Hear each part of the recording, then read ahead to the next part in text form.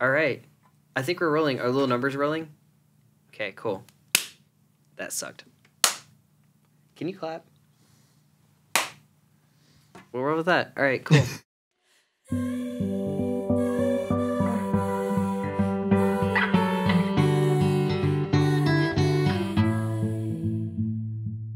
Hey, this is Cael from Real Life, Real Beauty. And this is Noah from A Cup of Film. And today, we're here with Timothy David Conley, a filmmaker and published photographer with a passion for storytelling. And we're talking about classic films as well as his latest award-winning short film, I couldn't remember the name. Happy Nonentity. Yes. Happy Nonentity. It's hard to say. I'm so sorry. It's okay. It should have just rolled. You can just pick up from your line. Okay. And we're talking about classic films as well as his latest award-winning short film, Happy Nonentity, and the movie making. Put the pen down. The pen's distracting me. I'm gonna move this right here so I don't have to turn my head. And we're talking about. I did this with my last guest too, man. You got it. And we're talking about classic films as well as his latest award-winning short film, Happy Nonentity, and the movie making process. Thanks for joining us on our collaborative episode, so let's get started.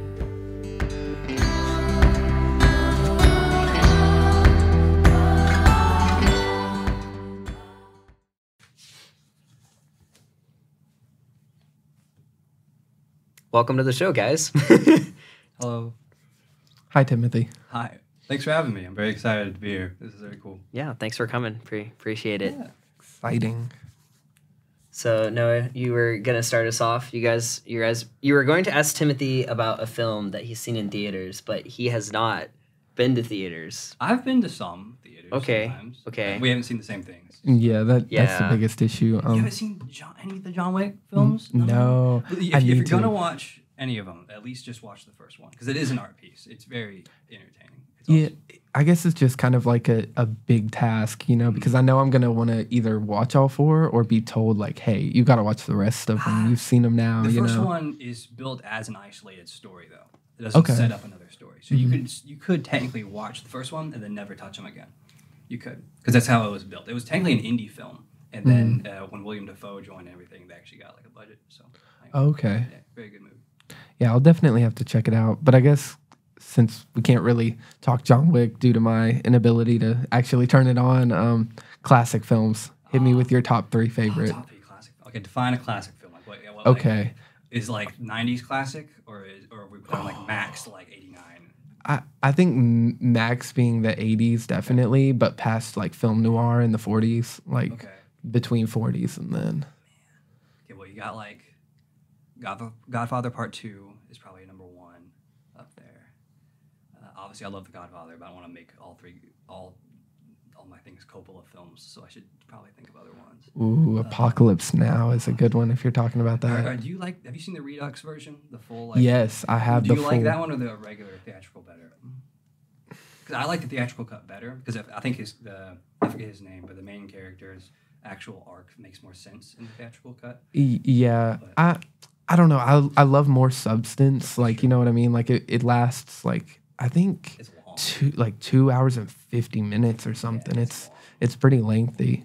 I do like the Redux version. I turn that on whenever I have the Redux on DVD. I don't actually have the theatrical cut on DVD. So okay, very cool.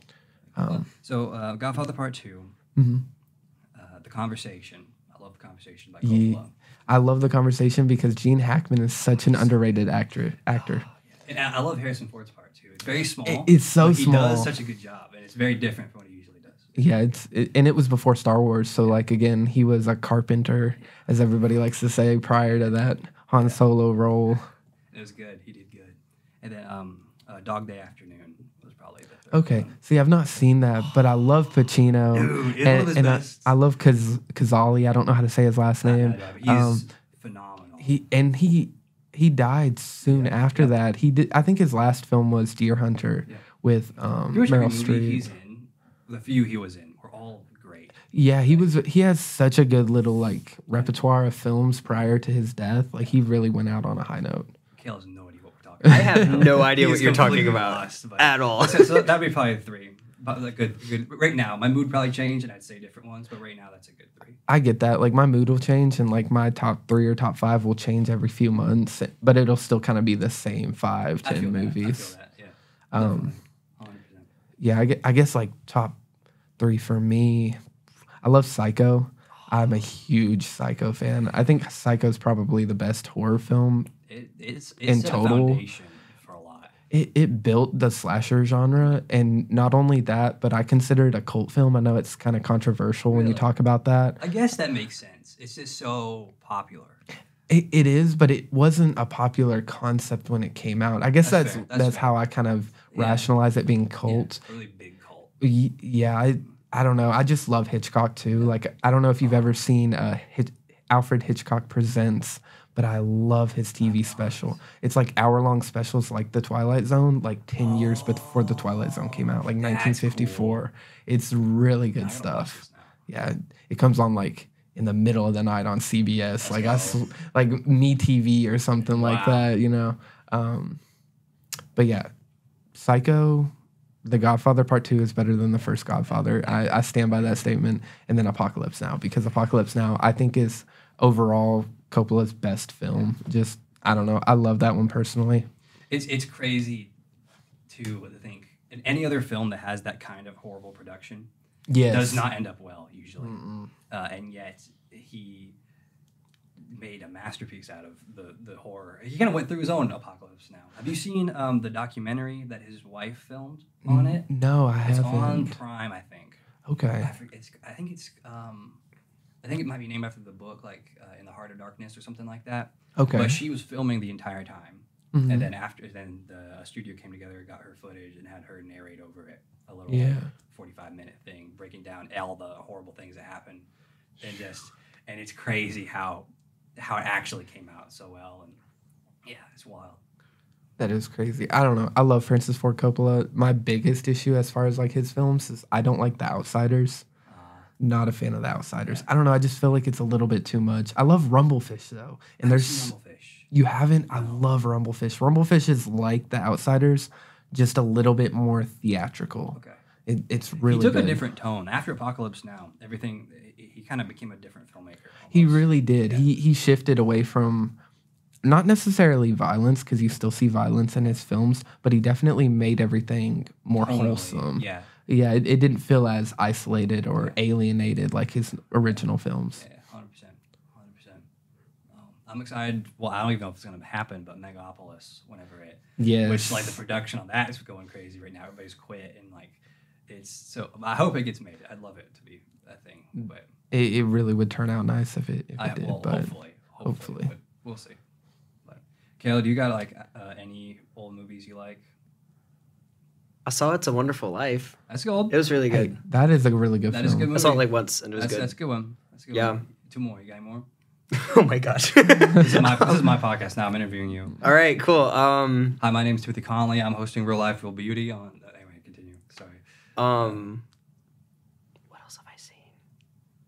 You haven't Dude, seen, I haven't. Movies. Here I am, having a filmmaker. But on that note, I did want to transition to I've helped you make a lot of movies. Yeah. We've made a lot. Don't look up a lot of them. Don't look. Actually, what about the Doritos? Doritos is good. It does exist. Yeah. Anyway, if you can find it on the internet, so much. Timothy tells us how to make Doritos, and it's really funny. It's so painful. Anyway, so bad. But yeah, so Timothy, just kind of underexposed to the point where it's just continue. Anyway, I'm sorry. I was just gonna do this really nice sweet bit where I'm like, oh, like me and Timothy, we're best friends. We grew up, like we were. We were. Dang. And then we still are, I guess, but like anyway, words. But yeah, we made a lot of things. We did. We even tried to make a podcast. We made 2 episodes. Yep. And then never again. Never again. Yeah. The name was great though. It was what was the name? Life at its worst. The Basics. Life at its worst. Yeah. That was good. It was good. We did an episode on toilets or something, didn't we? We wanted to do an episode on cleaning bathrooms because we both have janitor experience in high school because, formative parts of our lives. But yeah, I wanted to transition to, dude, you won an award. You made a film and you won an award. Well, I won 3. You won 3 awards? Okay, so tell us about your film. So I made a short film called Happy Nonentity. It's on YouTube and Vimeo. You can look it up. It should be the first thing that comes up. And I've been submitting it at the festivals every month, and currently I'm a semi-finalist in one, and I've won 2 others. So one of them was a monthly award in, I'm probably going to say this wrong, but it's Cannes. It's not the Cannes Film Festival or Cannes, so however you say it, but it's in the same city, so it's cool that I won something in France. That made me very excited. But yeah, nice. I'm very proud of the film. Yeah. Well, dude, how was the movie making process for that? It was interesting. It was very strange. So that was the first time I had a legitimate budget. I say legitimate. It was like $500. That's not very legitimate. But I already had the gear. If you count the cost of the gear, it was a lot more. But I rented out an Airbnb that someone I know, Emily Steele, who's another filmmaker from around here, or not around here, from Chattanooga, Tennessee. She recommended to me, and me and another guy. We didn't even have a skeleton crew. It was more like a femur crew, to be fair. It was me, a DP, and the actor in this house. And we filmed 2/3 of the film, knocked it all out, did a lot of very, what's the name of the guy who did Tree of Life? I don't know, that kind of filmmaking where it's like, I don't know, that looks cool. Let's see how that looks on camera, and just kind of feeling out the space. So we filmed probably like 4 or 5 hours worth of footage, and I edited it down about 7 minutes.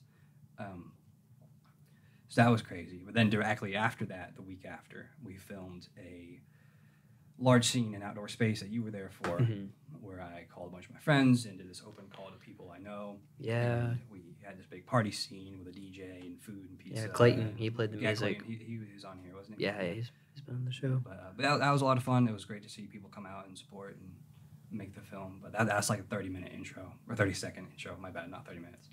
But so overall, the film's around 7 minutes long. But editing was pretty straightforward. Writing was interesting. It was based on, highly inspired. I can't say based on because of legal reasons. So it was highly inspired by an old French film called The Man Who Sleeps. And there's an English dub from that Shelley Duvall did. It's on YouTube. It's actually really good. But my only problem with the movie is it's like an hour and a half, but it feels like it could be told in like 10 minutes. So I was like, wait a minute, I could do that. So I wrote a 10-minute version with a modern twist, or like 21st century twist, and made it. And I was very surprised that it actually turned out. So nice, my first man. legitimate short film that wasn't just, hey, you want to make something? So very proud. That's exciting. Noah, you are also a filmmaker. What questions do you have? Yeah, so I was going to ask you a little bit about the writing process, but like you said, kind of pulling influences from like other sources and other like, I guess, aesthetics, like the black and white aesthetic. Was that a choice, or was that something that like... That was a choice, yeah. I wanted it to feel... So a little explanation about what the movie is. It's about this guy who's at this party, and he decides that he's going to sort of separate himself from everybody because he already feels isolated when he's at this party. So the rest of the film is him at his house while his conscience or some other entity is talking down to him the whole time. So I wanted to film it in a way where since I wasn't able to build a set, we knew, okay, we got to somehow make this feel just drab and just isolating. And something I hear pretty consistently with people who are like extremely depressed or whatever is color kind of leaves the room. So I was like, well, an easy way to do that is just cut the color out. So we had 2 cameras. One was just shooting grayscale straight on. That was a Sony camera that my DP had. And then we shot with my Fuji camera with a red filter. So some shots are kind of soft, and red filters change how the color interacts with the black and white. So like yellow is really bright, blue is really dark. So sometimes like close-ups of his face or other things, we would use that to create this weird kind of texture. And then most of the time we just used the grayscale and added contrast in later. So the black and white was a deliberate choice to try to create the right feel for something so short like that. Yeah, and when talking about like budgets and when you have to be careful with a budget, black and white is always a safer bet because again, you save lighting, you save time on lighting, you save a lot of money in that area, and it allows you to shoot outdoors a lot more, I feel like. And then again, like you said, being in an Airbnb, it allows you to play with natural light a lot easier. Well, so I do a lot of photography, and black and white's my favorite form of doing it because it lets you play with... A lot of people think you just play with texture with black and white, but you're really just playing with light because every single shade is just a different type of light and color. So when we're shooting black and white, we're really just playing with light, and we're not having to worry about getting a colorist or somebody on there to make sure our colors are consistent in the way we want. And we're actually taking an editing step out of the process with the black and white. At least for video, for photo, you usually just have a very flat black and white dimension. You still have to do a lot of color editing, but so it saved us time, but it also saved us money. So. And I guess that kind of is the same thing with the narration as well, because again, you save on audio equipment, which is a huge, that's my biggest thing when I start up projects and want to start up projects is finding equipment, boom mics, shotgun mics, lav mics. All of them are so difficult to get together. And then again, not all really good cameras have audio ports. 100%. So you have to have the little tiny transmitter ports, and then you got to sync it up, and it just becomes a really, really tough process. Yeah, it's a whole other ball game because you can spend all this time learning about how the camera works, and you have to spend the same amount, if not more, on how audio works. So absolutely. With this one, I knew I didn't have the money or funds to get an audio guy on set or the equipment for that. So when I saw the original film, The Man Who Sleeps, most of it is narrated. And I was like, okay, well, if they can do that for an hour and a half and it works, there's got to be some way I can do that for 10 minutes. There's got to be. Because there's always a joke that the original short film everybody makes is a guy gets out of bed and somebody talks over it. And that's everybody's first short. And I knew I had to do something similar, so I made a few in the past. Benjamin was in one. And is he coming on? Or you can mute that if you need to. Sorry. I don't think so. Oh, no, it's fine. But I think it turned out for this one because it doesn't really feel like narration as much as it feels like a thought process or a thought bubble or another person behind the camera talking. It feels like another character for the film. And actually, Michael Lindley helped record that narration, and his wife Lacey, who is a phenomenal voice actress, helped us out with that. So, yeah. Definitely. I watched it a few times, and I just was really I don't know, it's really good. It keeps you on edge. I didn't know what was going to happen the first time. I was like, okay, this is going through. I watched it with some friends too, and they were really into it. They were like, this is really cool. I was like, this won awards, y'all. This is a big deal. Yeah, I'm very proud of it. It turned out a lot better than I thought it would, definitely. And Enrico, the guy who starred in it, he does a great job. He actually coordinated all the costumes and everything for me too. At the very end, there's a scene with a ski mask. And I could not find a ski mask for the life of me because at Walmart or any of these places. And I didn't ask him to bring one, but he brought one. And I was just like, yes, let's go. We can actually do this. And so everything panned out in the end. That was really awesome. And huge shout out to Benjamin, the DP. He's a legend. Yeah. Some of the stuff he was coming up with. We shot this whole scene in the kitchen I had to cut out. It was awesome, but I didn't have any narration to fit over it. So you just see the very beginning of it where he opens a microwave and everything. But it's still legend. The guys are great. Dude. I appreciate you giving me more views. Absolutely. You probably have 20 more views by now because everybody else has watched it. So thank you. Yeah. Dude, that's awesome. I was gonna ask so you've wanted to do it's been kind of cool just seeing you for a very long time trying to get into this field of filmmaking. And you're always like, oh, well, I gotta submit to I gotta make another film. I gotta submit to this. I've just kind of seen you go on this journey, and it's really cool. You've hit this milestone where you're like, hey, I'm getting somewhere. We're making progress. We're trying. Yeah, we're trying. It's so exciting to see. I was gonna ask what is I don't know. This is a very ethereal question, but what has your story been? Oh, my story. I mean, you could just say what happened, like my history, or what's the kind of story? So yeah, let me specify. So, you write your scripts. You're a photographer. You said you film. I know, if I understand correctly, you're an aspiring filmmaker. You want to get to be a director kind of thing. I'd love to be in a director's position. I'd love to try to be the competition of some of my heroes, but.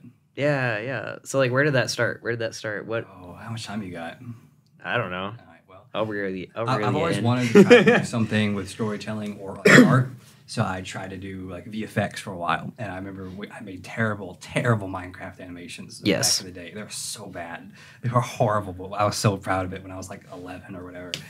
So I did that for a while, and then I found a program that did VFX for lightsabers. Yes. And so I would get my little camcorder guy, a little point and shoot or whatever it was. We had a bunch of cameras, and I'd take you and a bunch of the guys out back, my house with this plastic lightsabers, and I'd say, all right, just beat each other up, and then I just film it, and I just run around you guys and like get close and back and do all this stuff. And I don't know, I was like 12, 13 when we were doing that. And then I thought the fun part was editing the lightsabers and making that. And then I realized I enjoy just running around with the camera, filming you guys way more than that. And then I was in some plays because I had a bunch of friends who were constantly trying to get me to help them out at this little local theater that no one would go to. It was a lot of fun. I really enjoyed that. It was really weird.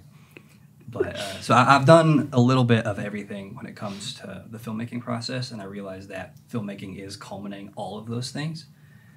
So in high school, I was very much like, all right, I want to just make a movie. I don't want to be in a specific role outside of like a director or producer. I want to just make a film. So that's my end goal, is just to make a feature at some point. But yeah, so and photography was part of that. I got a camera to learn how cameras work to film. And then I realized, I actually really like taking these pictures. This is kind of fun. And now I have a job as a photographer. So that worked out as well. Yeah, nice. So in brief summary, that's the story. But cool. In a more like philosophical sense, the story could be like, I always liked movies, but I like the wrong kind of movies. I like big action films and like CGI stuff. And then I realized that story actually mattered more, like actually filming you guys versus the editing. Because I mean, my dad would watch Marvel movies constantly throughout the year, and he'd take me. That was the kind of thing that he and I did together. We'd go to the theater and get to talk about it afterwards. I gave us something that we both understood and would talk about. But eventually, we were going to go see Iron Man 3. I still haven't seen Iron Man 3. And we pull in the AMC, and Dad's like, all right, I'm sorry, I lied to you. We're not seeing Iron Man 3. I bought tickets to see this movie called 42, which I have with Bozeman. And we went and saw that. And I was so mad. I was like, I'm not going to like this. I want to see Iron Man 3. Dad went, and we went in, and it was really good. And I was like, wow, you can just have a movie about people just kind of doing stuff. Nothing blew up in that movie. Nothing exploded. And yet it was good. How does that work? And it blew my mind. So from then on, I realized this, started going down the rabbit hole of dramas and things. And I was still like, that was before high school or anything. And now here we are. So cool, man. That's like really unique, like having that, like, I guess, eye-opening experience of being like so subjected to like action and just chaos in film. It was just like entertainment, and then out of nowhere, I was like, oh, there's like substance. What's this? Yeah, substance in film. I thought you can only do this in books. You don't see it in film very much anymore, but no, yeah, 42. That's a great film about Jackie Robinson. Like, I love that film. They filmed it in Chat. They filmed a lot of it in the old baseball stadium because it was one of the few old ones that are still up. Really? Yeah. I didn't know that. Yeah, I didn't know that until I went to college, and my professor was like, I was an extra in that movie because they just need people to go down to the stadium. And I was like, what? But, yeah. Anyway. I will say it's like, I don't know, I guess kind of like feeding off of it and kind of my experience of like being subjected to like dramas and stuff. Like as a kid, my parents would like sit me down and let me watch like the age appropriate dramas. Right. So like I'd be watching movies like Bagger Vance and movies like just real dramatic pieces of work, awesome. Rom-coms and such. And it was like, I got to see all of that. But what like drew my attention was like Jurassic Park and Star Wars and Marvel. And again, even though I was able to like see all this and I was like able to appreciate it, I still was like, hey, I love this, and this. Love Star Wars. Love Star Wars. Star Wars is good. I have mixed feelings with Star Wars because I used to love it so much. I was the biggest fan, and then Disney bought it, and everything went shoo. And now I don't have Disney Plus, so I'm not caught up in anything, and I'm busy, so I don't have time to catch up on anything. And it's just like, man, I'm just kind of out of the loop, and I don't know what to think anymore. It used to be so like mainstream that everybody knew everything about it. Now it's hard to know everything.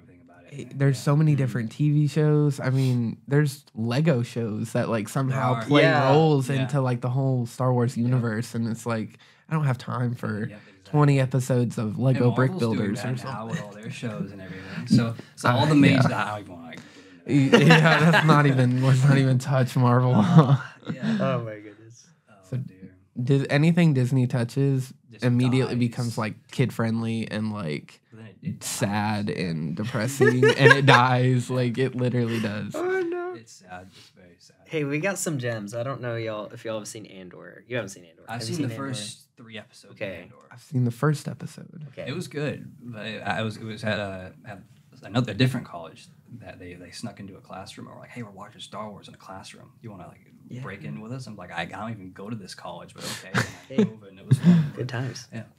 Yeah, man. Mandalorian though. I like that. Nice. I like the I haven't even started the new season. I've only seen the first episode because of you. Really? Yeah. Well, because again, I don't have Disney Plus, so I don't even. It's worth watching. I think It really is. Yeah, the Mandalorian is I do Mandalorian was love Jon groundbreaking. Favreau. He's awesome. He's a great filmmaker. Yeah. Yeah, I saw a bumper sticker because there's also Dave Filoni who did like the Clone Wars and Yeah. stuff. I saw a bumper sticker that said Favreau Filoni 2024 on it. It was awesome, but because they're the two guys that actually care, and Disney just doesn't care. So it's almost literally, and it's just crazy. It really makes you like sit there and reflect on how like pitiful the Mandalorian would be without Favreau, Exactly. like behind the wheel. It would be atrocious. I don't think I could watch it. Favreau's such a good storyteller. Like he actually understands like writing arcs and yeah. Like like going back, I can't believe I'm bringing up Marvel again. But you look at the first Iron Man film, right? And his influence on that and how that actually made it kind of work. And you can kind of blame all of Marvel on him to a sense. Mm-hmm. It's man. But You were talking about meaningful films, and you're like how like Jurassic Park and Star Wars got you into. You're like, oh, this. You're like, oh, I'm all about this. Mm-hmm. Yeah, when I was little, I want to say Star Wars was. I remember Dad like we would go to was it Blockbuster? Yeah, and we would get the DVDs. Oh, definitely. Yeah, and we would it was always fun to just go with him. I think rent the went DVD. in that Blockbuster once, and then it closed, and I never went. Yeah, I was sad. But I remember, we had the we watched like all 6 because at the time it was 6, and then the random like 2D animation Clone Wars ones that were fun. Before Clone Wars was the thing, the animated one.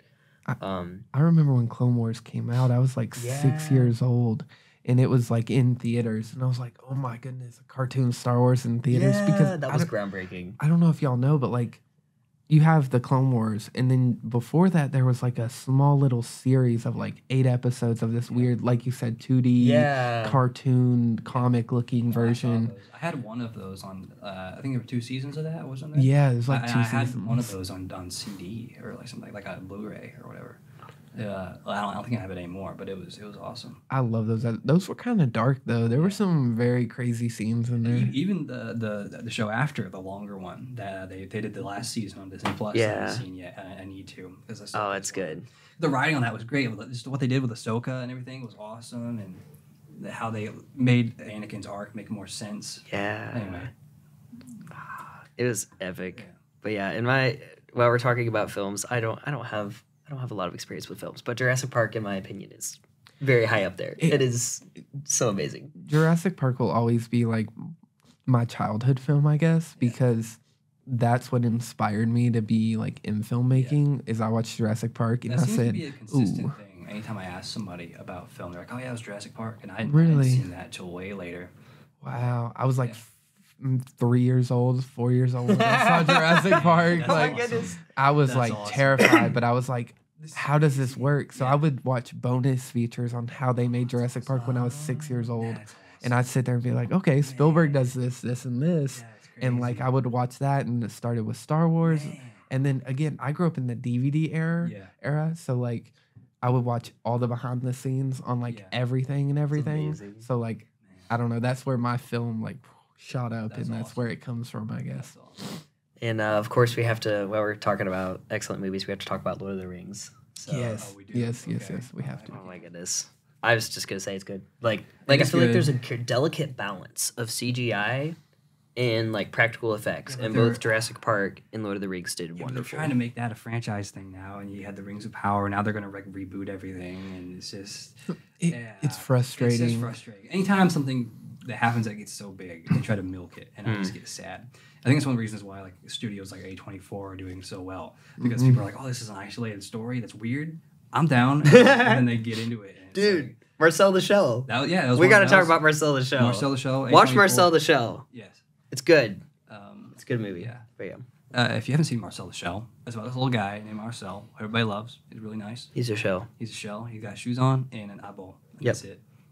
He used to have a big family in this house, and then they all got taken away, and now it's just him and his grandma, and he's trying to keep his grandma like healthy and whatnot, and like take care of the house. And the owners of the house turned to an Airbnb, And this guy, this is a long explanation. This guy shows up and he's a documentary filmmaker, and he's like, "There's this talking shell in my house, so I'm gonna film him." So it's this little documentary about this talking shell that the stakes and the like drama keep escalating to areas you do not think it's gonna go, but make perfect sense when it gets there. So by the end of it, you're just emotional, and it's just a beautiful film. I saw an ad for it while we were in a group chat. It was you, me, and 2 other guys.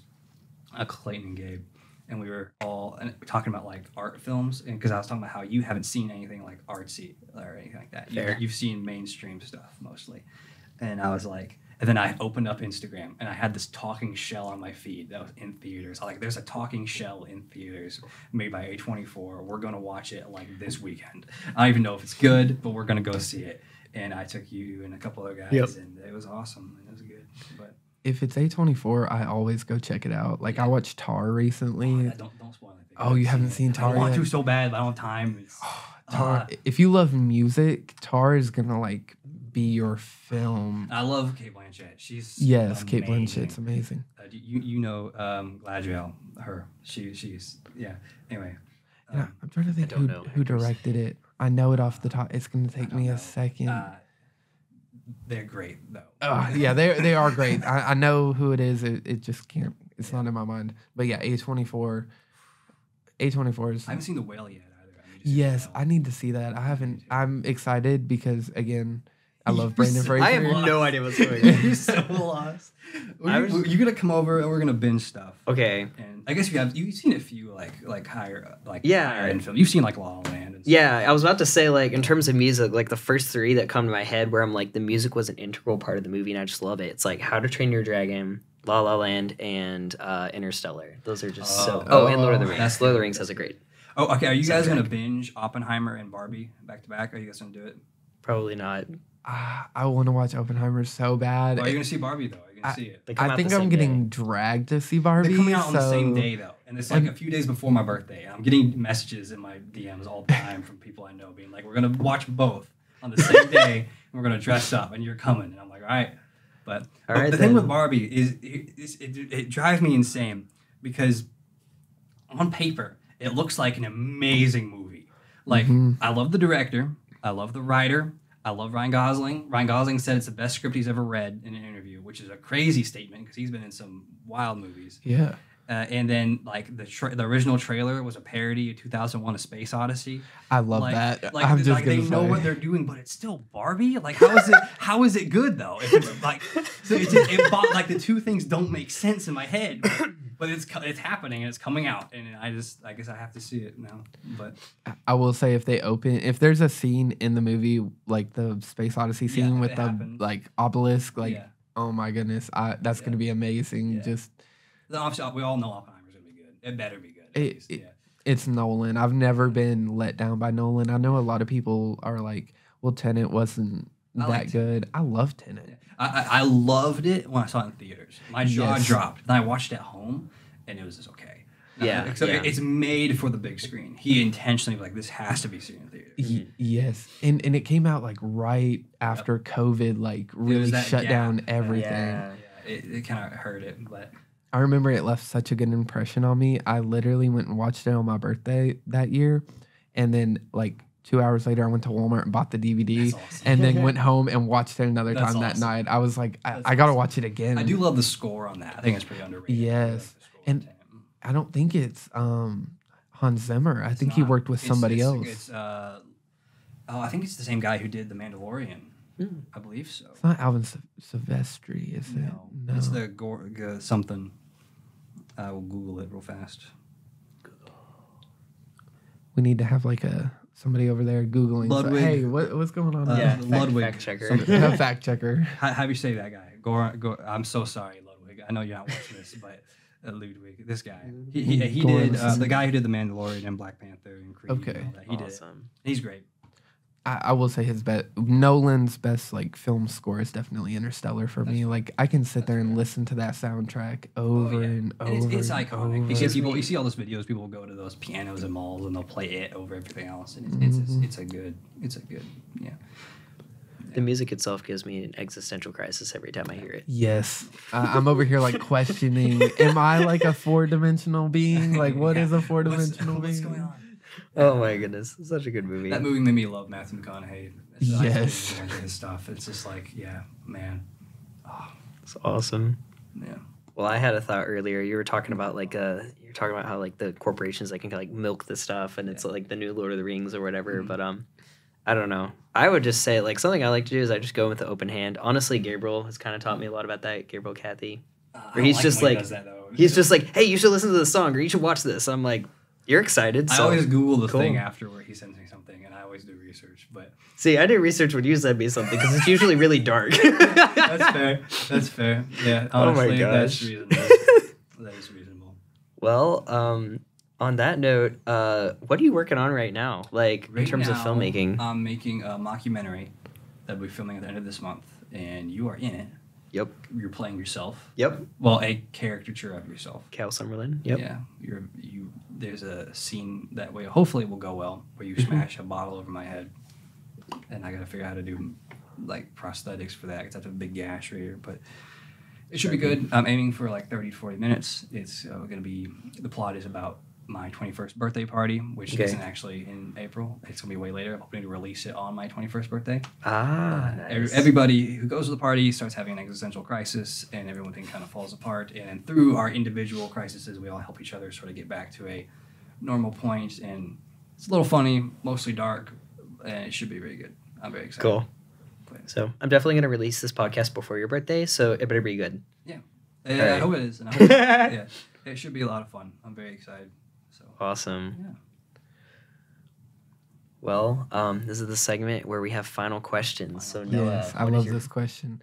So what is your favorite past theater experience? Theater experience. Like just what captivated you the most? So when me and my dad would go see movies, we would go at like the discount times, and everybody was at work. So usually it was matinees, just us. Yeah. But every so often we would go, and there would be a handful of people there.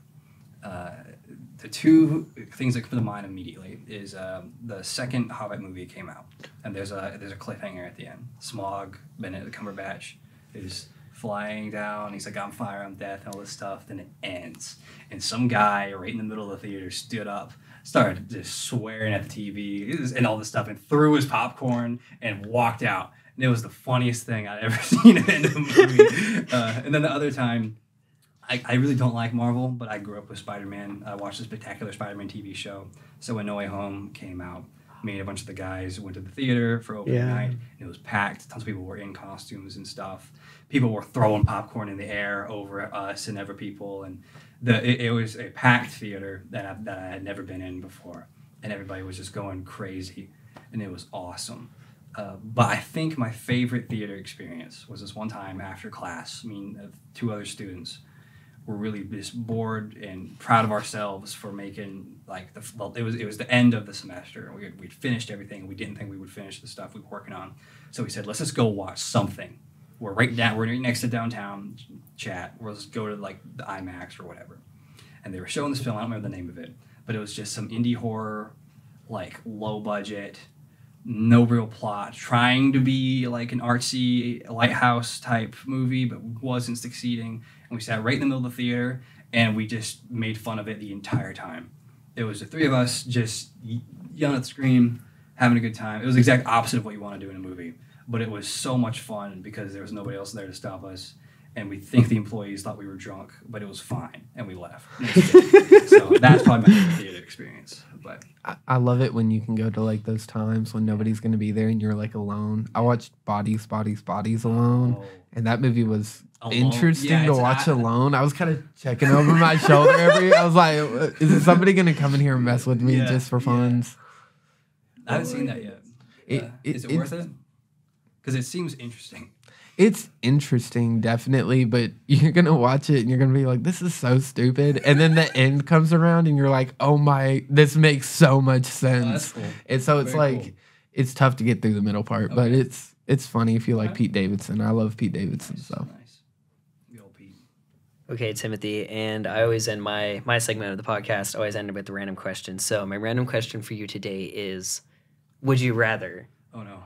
have... Don't you dare say bacon. Don't you dare infinite say bacon. Come on, man. Why'd you gotta... And we're going to leave it right there. So, guys, thank you so much No, for... you got to explain why you said that. You got to explain that. Yes, you do. All right. I will. There's a podcast I listen to a lot called The Chuckle Sandwich. And on The Chuckle Sandwich, they ask their guests at the end, and then I've been asking Cael this every so often. They ask you this question that's a... what's the word? So it's... I don't know. What a paradox. It's impossible to answer because you can't have the answers. Yeah. So the question is... I'll ask you. Okay. Yeah, All right. definitely. Would you rather, and listen very carefully, Okay. Pay attention. Audio listeners, pay attention. Would you rather have unlimited bacon, but no more games? Like or, video games. Shh, I'll start over. Would you rather have unlimited bacon, but no more games? Or games, unlimited games, and no games? Don't you say it again? I'll say it again. No, you don't. Okay, we're done. What games? What games is the question? What games though? Like video games. I know, but which video games? All of them. Like Unlimited. You obviously didn't but hear me. what I'll say it games again. don't I get? Would you rather have unlimited bacon, endless bacon, but no more video games? So in general, you can't play any games ever. I'll take you. Or games, unlimited games, and no games. So which one are you going to pick? I mean, I like bacon, so like bacon. But what about the games? But you get unlimited games in the next one. But I get no games. So? Yes, that's why he said that, because it's just a joke we've been telling each other, and it doesn't make any sense, but it's fun. So I just wanted to catch you off guard. you I'm did. very glad that I did. I should have though. I'll come on a podcast with you. I should have. I mean, my backup was like, what's the correct way? The toilet paper the right side over, or like the wrong side over? Have you seen people with this raw strength where they'll take the toilet paper roll and instead of putting it through, they'll do this and just make their own hole? Have you seen people do that? I feel like I'm gonna have to put a graphic for this one. To censor that what I just did. No, I meant like I'll just put a picture because I know what you're talking about. You do in my head. No, I haven't seen it, but I can imagine it. It's like where you take a Capri Sun or and then you have the straw and you put it on the people side. Take it off and on real fast. Anyway, I'm sorry. Tactical reload. Yeah, tactical reload. Toilet paper. With that, thanks for coming, You're Timothy. welcome. I appreciate you very much. Thanks for coming up. It was great. I think I dodged a bunch of questions in this. I didn't answer them, but I'll take it. Hey, it makes it more fun. Listeners, check out his stuff. He makes movies and takes pictures. So follow his Instagram. I'll have links on social media and YouTube. Yeah, so be sure to follow him. Follow Real Life Real Beauty. And also follow A Cup of Film on Instagram at A Cup of Film Podcast. Yeah. So Noah, thanks for the collaboration. This was thank you, been a blast. It was so much fun. We didn't talk to this guy, audio listeners. We got this little Lego minifigure on the desk. He's still processing the bacon right now. Yeah, we didn't interview him, but our fourth guest. That's okay. Stanley Kubrick. He's here. Anyway, I had to say that before. My apologies. Nice. When we started talking about Space Odyssey, like I looked at that break. I was like, I was waiting for it to come. I was gonna try to fit in, but then we moved on. Man, what time was it? It's been a day. With that, yeah, seek out beauty in real life. Stay safe. Thanks for listening, guys. Bye. That's a wrap.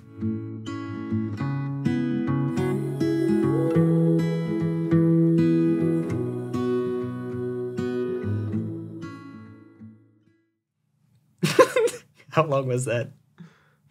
How long was it? Cut. Oh my goodness. Wow. All right, well, we made a show of it. I was ready to keep going. I could have kept going too. It was so much. But then you started saying, all right, that's it. And it took us 6 minutes to get the intro. I love It that. literally took you about 6 minutes for the outro. I love that. We want to do a round two? I mean, we could do a quick little segment where you talk about the... Do you want to talk about the writing process? that's You're fine. here. I can make a bonus The fact episode. that